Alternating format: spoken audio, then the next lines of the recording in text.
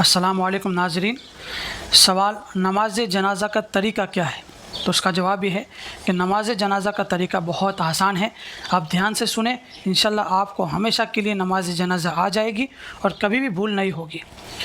سب سے پہلے نیت کرنا ہے، اور نیت نام ہے دل کے ارادے کا، زبان سے الفاظ کے ادا کرنے کا نام نیت نہیں ہے، اور زبان سے الفاظ کا ادا کرنا یہ ضروری بھی نہیں ہے، کیونکہ زبان سے نیت کے لیے الفاظ دہرانا نہ حضور صلی اللہ علیہ وسلم سے ثابت ہے، نہ صحابہ کرام سے ثابت ہے، نہ ائمہ و مجتہدین سے ثابت ہے۔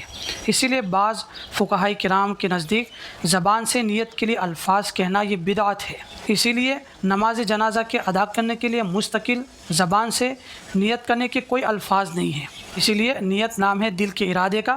اسی لیے جب بھی آپ نماز جنازہ ادا کریں تو دل میں یہ ارادہ رکھے اور یہ ارادہ کرے کہ میں اللہ تعالیٰ کی رضا کے لیے فلاں میت کی نماز جنازہ ادا کر رہا ہوں اور امام کی اقتداء میں ہوں۔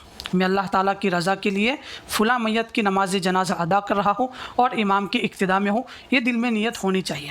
فقط دل میں یہ نیت رکھے، زبان سے ادا کرنا ضروری نہیں ہے۔ دوسری بات کہ جنازے کی نماز کی 4 تکبیرات ہے، اس میں پہلی تکبیر کے وقت کانوں تک ہاتھ اٹھا کر باندھے جائیں گے، صرف 1 مرتبہ ہاتھ اٹھانا ہے، باقی 3 تکبیروں کے وقت ہاتھ نہیں اٹھانا ہے۔ تو امام کے ساتھ تکبیر کے وقت کانوں تک اللہ اکبر کہہ کر ہاتھ اٹھا کر باندھ لے، جس طرح ہم عام نمازوں کے اندر کانوں تک ہاتھ اٹھا کر باندھتے ہیں۔ اس کے بعد ہم جو نماز کے اندر ثنا پڑھتے ہیں وہ ثنا پڑھیں، لیکن جنازے کی ثنا کے اندر ایک لفظ بڑھا ہوا ہے کہ وَتَعَالَى جَدُّكَ کے بعد وَجَلَّ ثَنَاؤُكَ پڑھنا ہے، وَلَا إِلَٰهَ غَيْرُكَ سے پہلے سبحانک اللہم وبحمدک وتبارک اسمک وتعالی جدک وجل ثناؤک ولا الہ غیرک۔ اگر نہیں آتا تو آپ جو نماز میں پڑھتے وہی ثنا پڑھ لیں۔ پھر دوسری تکبیر کہے، اس کے لیے ہاتھ نہیں اٹھانا ہے، دوسری تکبیر کہہ کر پھر درود ابراہیم پڑھنا ہے، جو ہم نماز کے اندر درود شریف پڑھتے ہیں درود ابراہیم، وہ درود ابراہیم پڑھنا ہے۔ اللہم صلی علی محمد وعلی آل محمد کما صلیت علی ابراہیم وعلی آل ابراہیم انک حمید مجید، اللہم بارک علی محمد وعلی آل محمد کما بارکت علی ابراہیم وعلی آل ابراہیم انک حمید مجید۔ پھر تیسری تکبیر کہہ کر میت کے لیے دعائے مغفرت کرنا ہے، اس کے لیے تیسری تکبیر میں بھی ہاتھ نہیں اٹھائیں گے۔